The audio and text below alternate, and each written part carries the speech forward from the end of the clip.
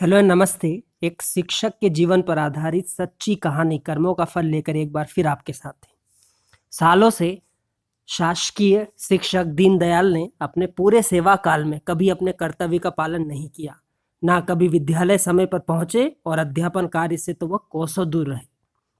शासकीय स्कूलों के दुर्दशा और दुर्गति के लिए दीनदयाल जैसे शिक्षक ही शायद जिम्मेदार हैं। कई लोगों से यही कहते कि शिक्षकों को वह सम्मान नहीं मिलता जो पहले मिला करता था, लेकिन उन्होंने कभी अपने गिरेबान में झांककर नहीं देखा। उनके दो बेटे थे जो शहर के एक बड़े प्राइवेट स्कूल में पढ़ाई कर रहे थे। दीनदयाल विद्यालय जाते और रजिस्टर में हस्ताक्षर करके कुछ समय बाद विद्यालय से चले जाते थे।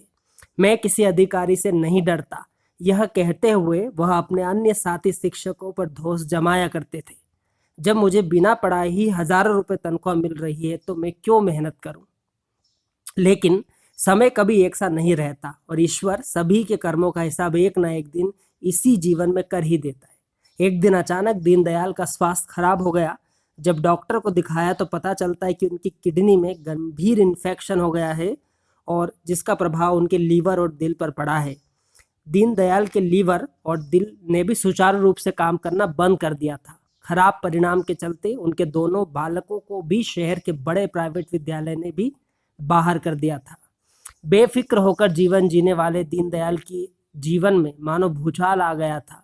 आज दीनदयाल को समझ में आ गया था कि उन्होंने अपने जीवन में अपने शिक्षक के तौर पर कर्तव्य का कभी सही से पालन नहीं किया और उसका ही परिणाम था कि आज उनकी जिंदगी में इतनी समस्याओं ने चारों तरफ से उन्हें घेर लिया था।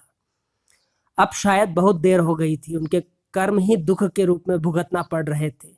एक दिन यह कहते हुए कि काश मैंने अपने कर्तव्य का ईमानदारी से पालन किया होता तो ये तकलीफें शायद मुझे आज देखना नहीं पड़ती।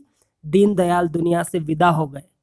सही बात है, कर्मों का फल तो निश्चित ही हमें भुगतना है, चाहे अच्छे कर्मों का अच्छा और बुरे कर्मों का बुरा।